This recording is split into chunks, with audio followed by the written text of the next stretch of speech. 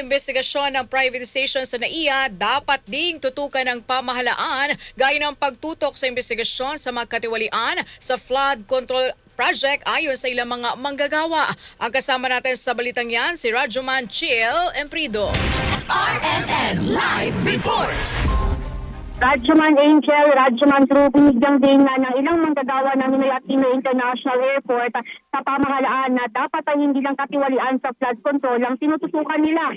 Ayon sa grupo ng manggagawa sa Paliparan, malaki ang problema na kinaharap ng mga empleyado ng NAIA. Nangangamba kasi sila sa magiging epekto ng pagtataas ng lahat ng fees o bayarin sa Paliparan kung saan maraming mga negosyante na rin na umalma. Nanawagan ng mga ito kay Ramon Ang na wag lang sa flood control ito tumulong dahil may problema rin ng mga manggagawa sa naturang airport.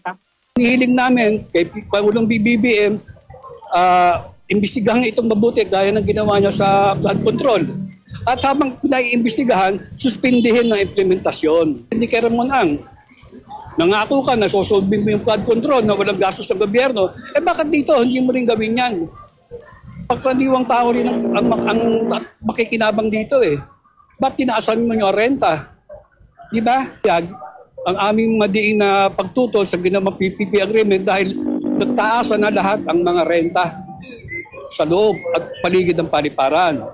At ang nakakalungkot nga dito, may projection ang gobyerno ng 900 billion na kikitain in the span of 15 years.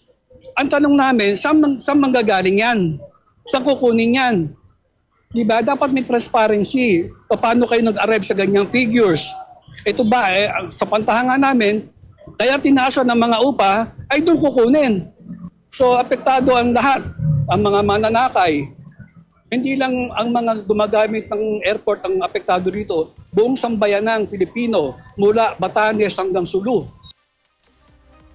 Inaasahan ng full implementation ito na gagawin ng NAIA Infra Corporation itong NNIC para sa pagtataas ng mga bayarin sa renta ng negosyo, parking fees at iba pa na epektibo sa susunod na buwan.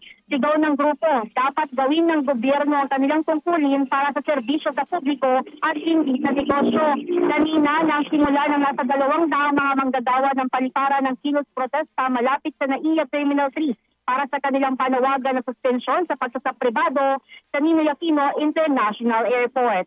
Kasama mo sa DZXL RMN Manila, Radyoman Chiel Emprido, Tatak RMN.